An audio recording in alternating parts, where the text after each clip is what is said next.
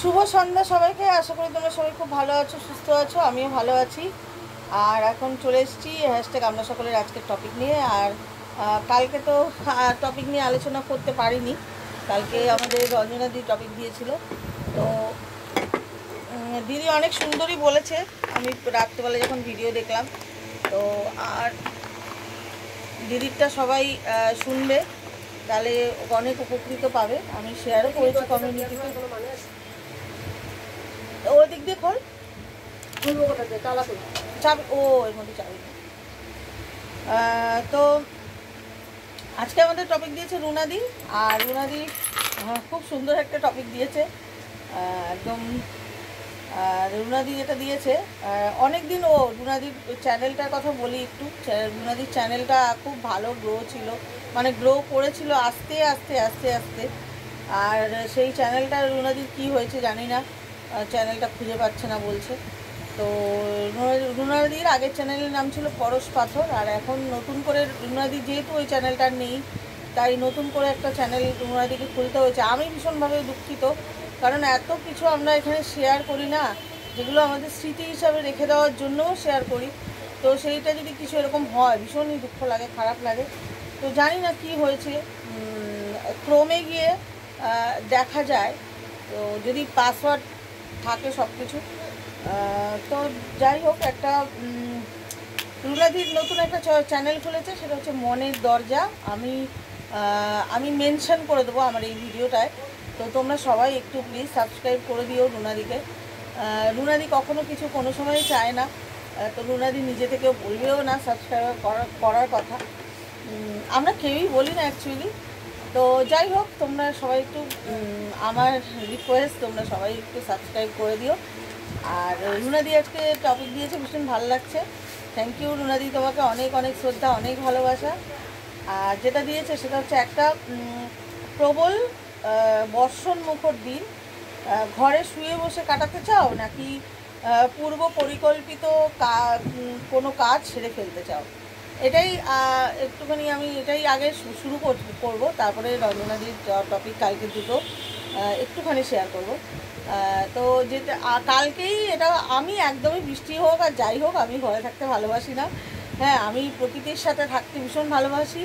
বৃষ্টিতে আমি ভিজতে আমার কোনো অনীহা নেই। অনেকে আছে কাদা পাড়াবো না, জল পাড়াবো না, বা বৃষ্টি পড়ছে কী করে বেরোবো, আমার কোনো কিছুই আমাকে বাধা দিতে পারে না।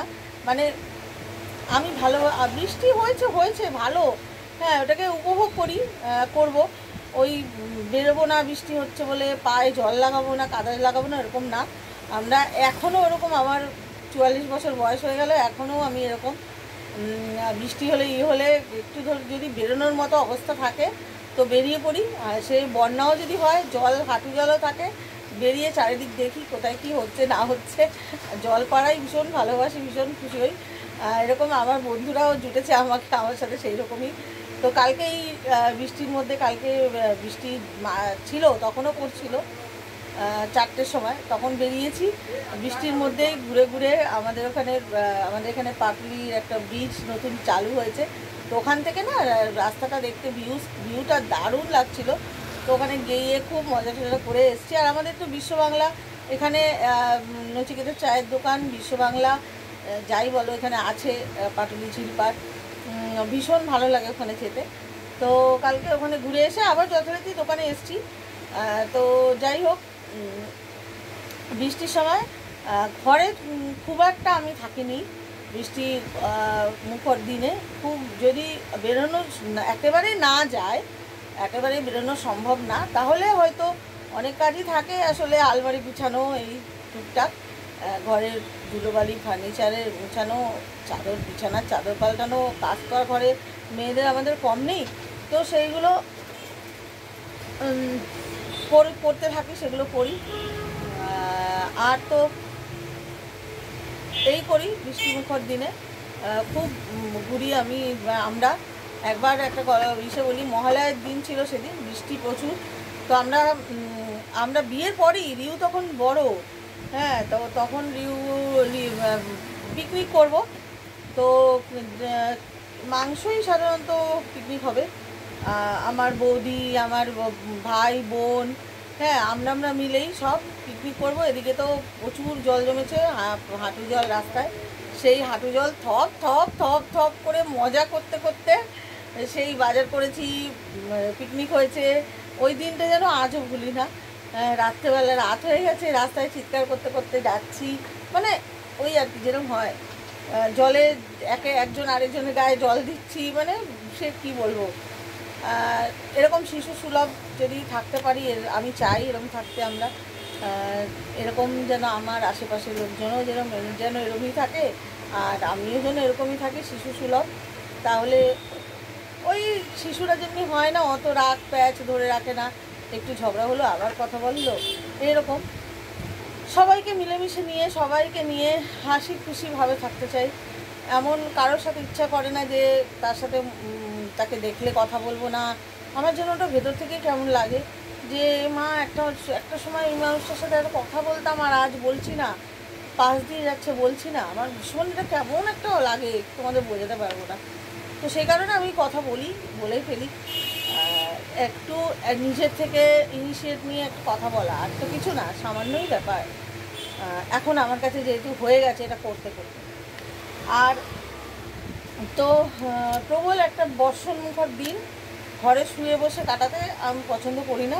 তবে যদি একান্ত না বেরোনো যায় তাহলে ওই ঘরে কাজকর্ম থাকে, করি। আর আমাদের এখন বোকা বাক্স মোবাইল তো আছেই, এই আর কি। আর হচ্ছে কালকে যে টপিকটা ছিল সেটা হচ্ছে নকল ও যদি আসলের মতো হয় ক্ষতি কী তবে। এটা নিয়ে দিদি খুব সুন্দর করে বলেছে। আমি যারা তোমরা দিদির ভিডিও দেখোনি তাদের জন্য শেয়ার করছি যে অনেক সময় আমরা না মানুষকে, হয়তো সেটা হবে না, তারপরও আমরা মিথ্যে কথা বলি মানুষকে সান্ত্বনা দেওয়ার জন্য। সেটা কিন্তু কোনো ক্ষতি নেই। সেটা হতে পারে সেটা মিথ্যে, হয়তো সেটা ভুল, হয়তো সেটা ঠিক, মানে সত্যিই এটা হবে না, কিন্তু তার সত্ত্বেও তার মনের জোর বাড়ানোর জন্য আমরা কিন্তু এটা বলতেই পারি, নকল বা মিথ্যে বানিয়ে বলতেই পারি।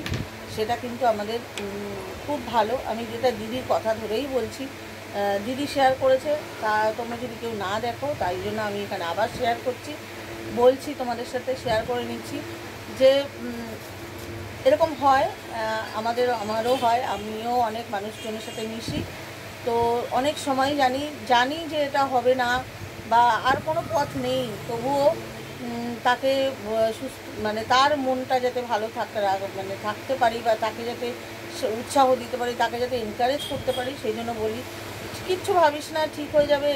এটা এমন কিছু বড় ব্যাপার না, হয়তো বড় ব্যাপার বা হয়তো অনেক বড় রোগ বা কিছু, তা সত্ত্বেও অবশ্যই মনের যদি পজিটিভ থাকো, সেইভাবে দৃঢ় বিশ্বাস যদি ঈশ্বরের প্রতি রাখতে পারো, তাহলে নিশ্চয়ই বড় বড় বিপদ, বড় বড় রোগ নিশ্চয়ই সেরে যায়। তো মিঠুর কাছে চাবি নেই তো, দোকানের চাবিটা কোথায় দেখ, মিঠু কোথায়, আমি এখানে নেই তো, কই গেল দেখ, বাইরে বেরিয়ে। তোর বাবার ভিতর দিয়ে দরজা চলে আসে, বারবার সকালে বললাম ফোন করে। আর একটা যেটা ছিল এটা বললামই, এটা দিদি, এটা হয়তো মিথ্যে কথা, তবুও মানুষকে যদি বলে একটু মানুষ যদি শান্তি পায় তো ক্ষতি কী তাতে, খারাপ তো কিছু নেই। আর যেটা বলবো, কালকে আরেকটা টপিক ছিল, সেটা হচ্ছে এমন কোনো সময় এসেছে যখন একেবারেই খুচরো ছিল না, কি করেছে তখন। আমি সবার ভিডিও দেখেছি, সবাই বলেছে যে হ্যাঁ, যদি টাকা খুচরো না থাকে তাহলে বেশি দিই, হ্যাঁ, বা এরকম সত্যি আমরা অনেকেই আছে রাস্তায় দেখি, রঞ্জনাদি বলেছে, দিদি শেয়ার করেছে যে অনেকেই রাস্তায় আছে দেখি, কেন খুচরো রাখবেন না, আপনাদের তো খুচরো রাখার কথা, এই নিয়ে সত্যিই ঝগড়া করে। আমি সত্যি এটা উচিত না ঝগড়া করা, কারণ ওদের খুচরো, ওদের যদি ওরা যতক্ষণ থাকে ওরা দেয়, ঠিক আছে। এখন যদি একদিন হয় যে খুচরো নেই, তো সেক্ষেত্রে কিছু করার ওদেরও নেই, ঠিক আছে। আমাদেরও রেসপন্সিবিলিটি দাঁড়ায় যে আমরাও যখন বেরোচ্ছি, যখন একটা ভেহিকেলে উঠছি, তো আমাদেরও খুচরো নিয়ে সাথে করে ক্যারি করা উচিত, ঠিক আছে। সবসময় ওদেরই যে সব দায়িত্ব থাকবে এরকম নয়। তো তো আমরা ওদেরকেই দোষ দিই বেশি করে, হ্যাঁ গাড়ি নিয়ে বেরিয়েছো, খুচরো নিয়ে বেরোনি। তো এগুলো মনে হয় চিন্তাভাবনাগুলো পাল্টানো দরকার। খুচরো নিয়ে ওদেরও না থাকতে পারে, আমাদেরও না থাকতে পারে। আমি যেটা করি, আমি হয়তো কোনো সময় আমার কাছে খুচরো আছে, হয়তো আমি একটু বড় নোটই দিয়েছি, তখন যদি দিয়ে বলে দিদি না একটু খুচরো দিন না, খুচরো হবে না, তখন আমি আমার খুচরো দিয়ে দিই। আর যদি দেখি যে খুচরো আছে, খুব তাড়াহুড়ো আছে, তখন একদম খুচরো বের করেই হাতে রেখে দিই, যাতে দিতেই পারি।